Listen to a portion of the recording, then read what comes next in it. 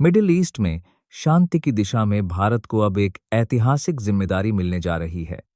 अंतर्राष्ट्रीय मंच पर भारत की भूमिका लगातार मजबूत होती जा रही है और इसका ताज़ा उदाहरण है अमेरिकी राष्ट्रपति डोनाल्ड ट्रंप का।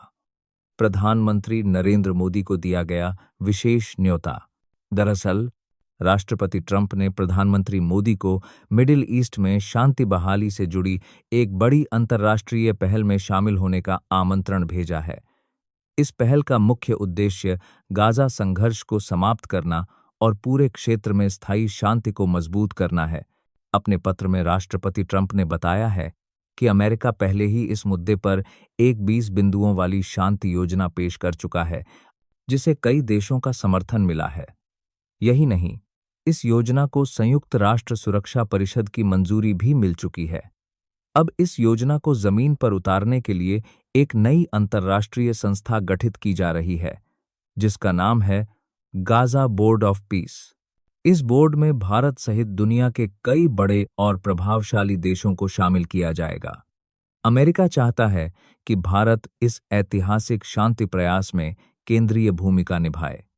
इसी सिलसिले में राष्ट्रपति ट्रंप ने प्रधानमंत्री नरेंद्र मोदी को व्यक्तिगत रूप से पत्र लिखकर इस पहल में शामिल होने का अनुरोध किया है।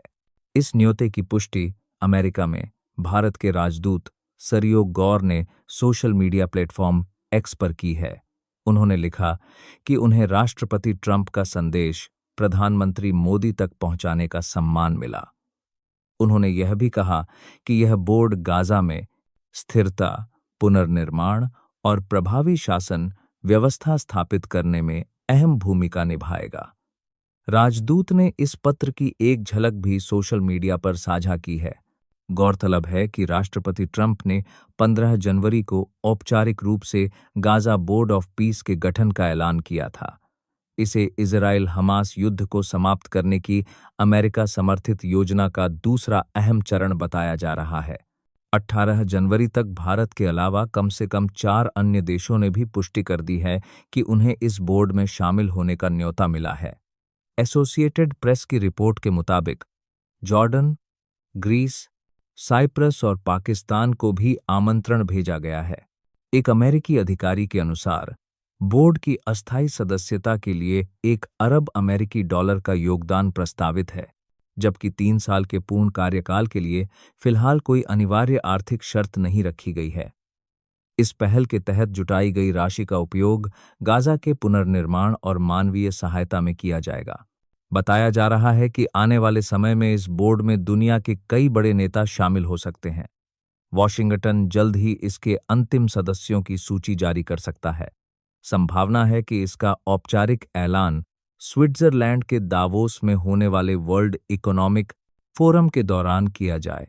जिन नेताओं को इस बोर्ड में शामिल होने का निमंत्रण भेजे जाने की पुष्टि हुई है, उनमें कनाडा के प्रधानमंत्री मार्क कार्नी, मिस्र के राष्ट्रपति अब्देल फतह अल सीसी और तुर्की के राष्ट्रपति रेसेप तय्यप एर्दोआन शामिल हैं। पाकिस्तान ने भी पुष्टि की है कि प्रधानमंत्री शहबाज शरीफ को यह पत्र मिला है। इस बोर्ड का मुख्य उद्देश्य गाजा में शांति स्थापित करना, युद्ध से तबाह हुए ढांचे का पुनर्निर्माण, मानवीय सहायता सुनिश्चित करना और एक नई तकनीकी फिलिस्तीनी प्रशासनिक व्यवस्था को आगे बढ़ाना है। यह प्रशासन national committee for the administration of Gaza की निगरानी में काम करेगा, जिसकी अगुवाई पूर्व फिलिस्तीनी अधिकारी अली शाद कर रहे हैं।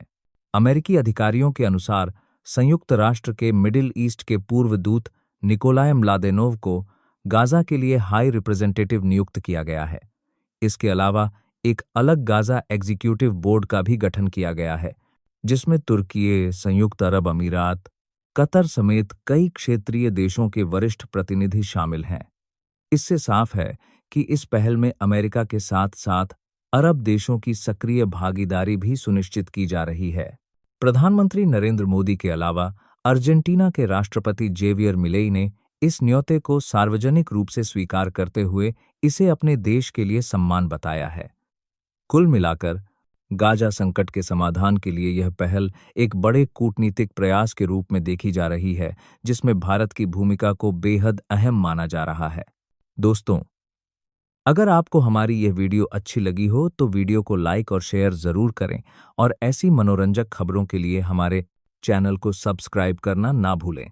धन्यवाद।